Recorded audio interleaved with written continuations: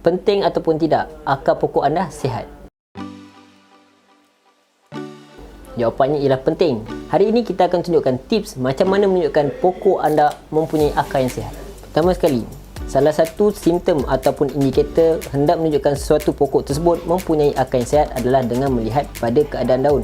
Keadaan daun yang sihat ataupun tidak menunjukkan sebarang simptom-simptom kekurangan nutrisi ataupun toxicity ataupun stres, ini juga boleh menjadikan salah satu indikator menunjukkan bahawa akar pokok ini juga dalam keadaan yang sihat.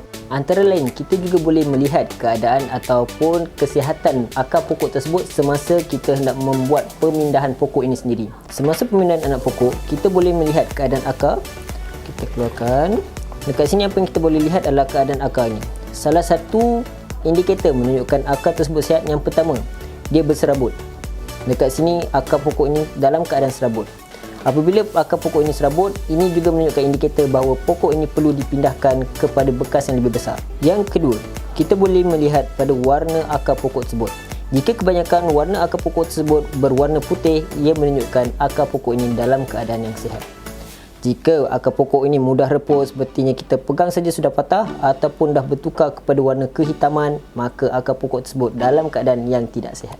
Semasa proses pemindahan pokok, kita juga boleh membuang sedikit tanah yang berada pada bahagian akar ini. Pertama sekali, kita kena memastikan bahawanya akar ini tidak dirosakkan, ataupun yang paling penting adalah pada bahagian akar utama. Pastikan kita akan membuang sedikit tanah ini sebelum kita akan gantikan dengan media ataupun tanah yang baru. Pastikan tidak terkena pada bahagian, tidak mencederakan pada bahagian akar pokok yang utama. Okey, setelah kita membuangkan sebahagian daripada tanah ini tadi, kita akan memindahkan kepada bekas yang lebih besar sedikit daripada yang tadi lah. Semasa kita pindahkan ini, akar ini tidak tercedera. Oleh itu, kita akan masukkan dulu sedikit media ataupun tanah di dalam bekas ini sebelum kita meletakkan pokok ini.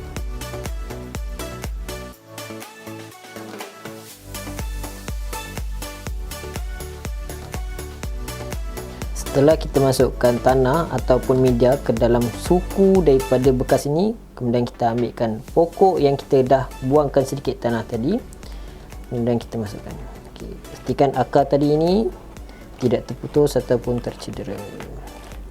Kemudian kita akan top upkan tanah tadi untuk kita tutupkan bahagian ruang-ruang yang masih ada kosong. Itu antara tips bagaimana untuk mengenal pasti sama ada akar pokok ini dalam keadaan sihat ataupun tidak. Selamat mencuba.